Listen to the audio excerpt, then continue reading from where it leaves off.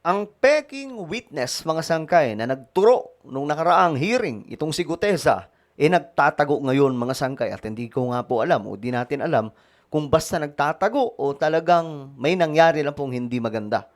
Ngayon, mga sangkay, hinanap po ito ng NBI. Ang tanong, nahanap na ba?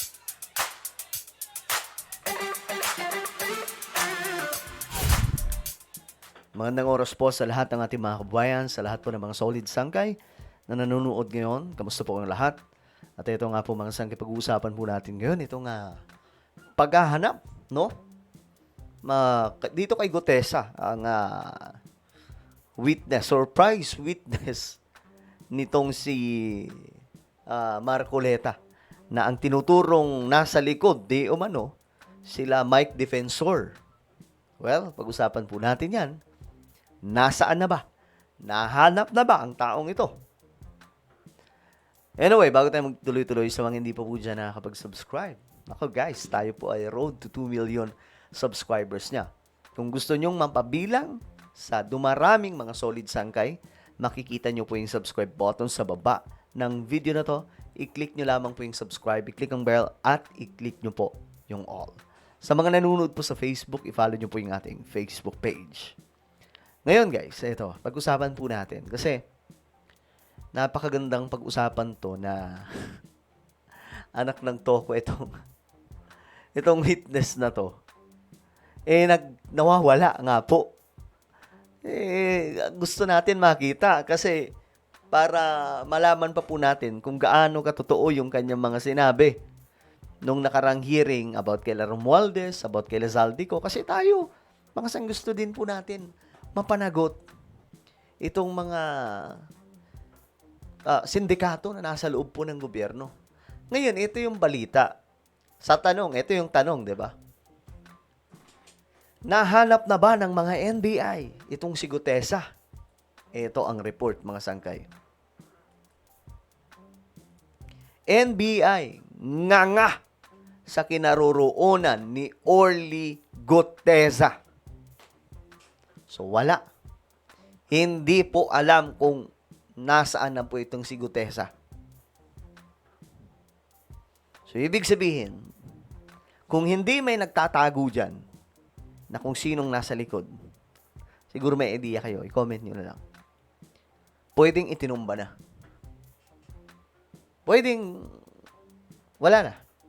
Talagang wala nang ganun na mga sangkay. Kasi hinahanap po ito ngayon ng mga militar mismo, mga militar. Ngayon nga, tumutulong na po yung NBI para po hagilapin itong taong to, mga sangkay. Kasi gusto ni Senator Lacson pabalikin. Kasi marami itong taong itong siniwalat Di ba nga po,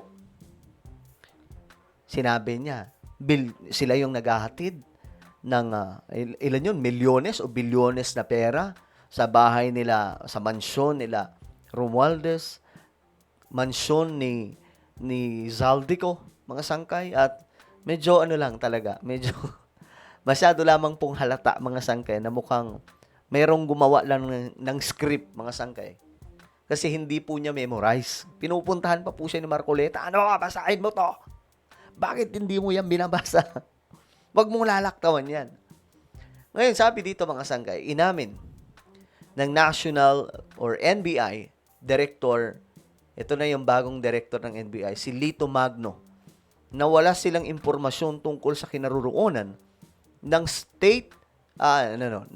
Senate witness na si Orly Gutesa.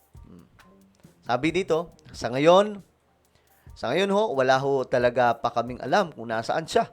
Naging partisipasyon lang ng NBI ay noong inatasan ito ng Manila Trial Court para magsagawa ng isang eksaminasyon doon sa sinasabing affidavit kung saan dininay ang signature ng abogadang nagnotaryo.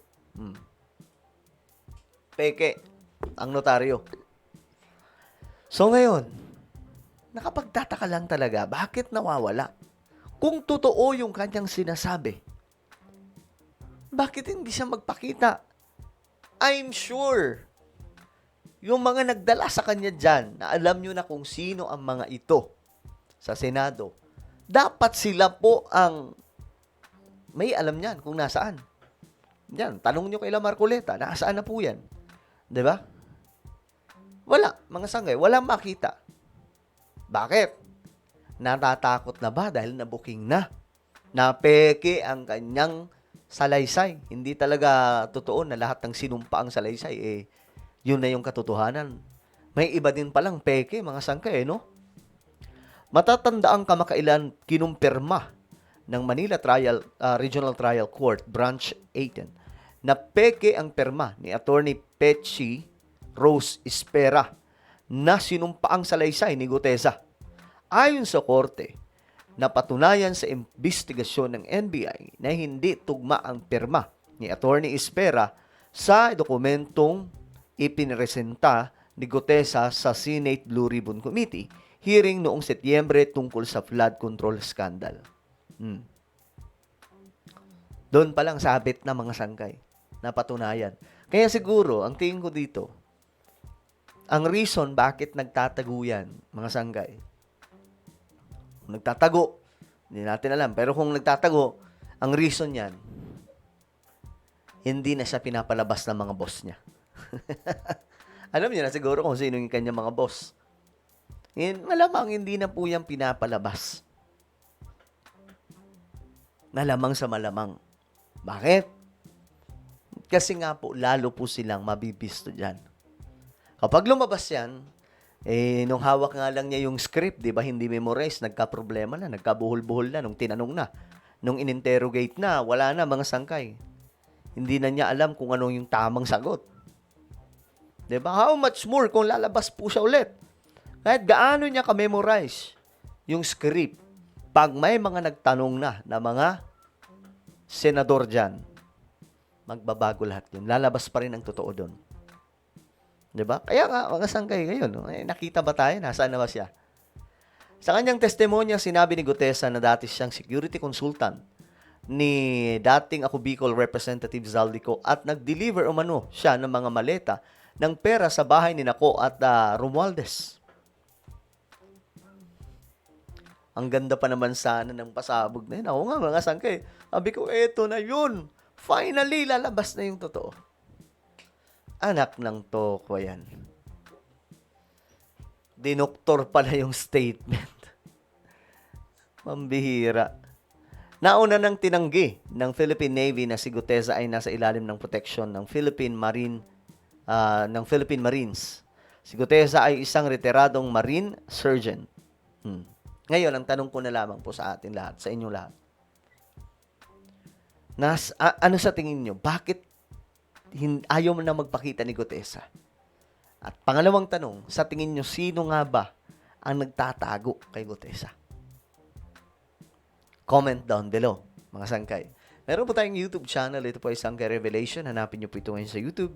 Kapag nakita nyo na, i-click nyo po yung subscribe, i-click ang bell, at i-click nyo po yung all. Ako na po ay magpapaalam. Mag-iingat pong lahat. God bless everyone.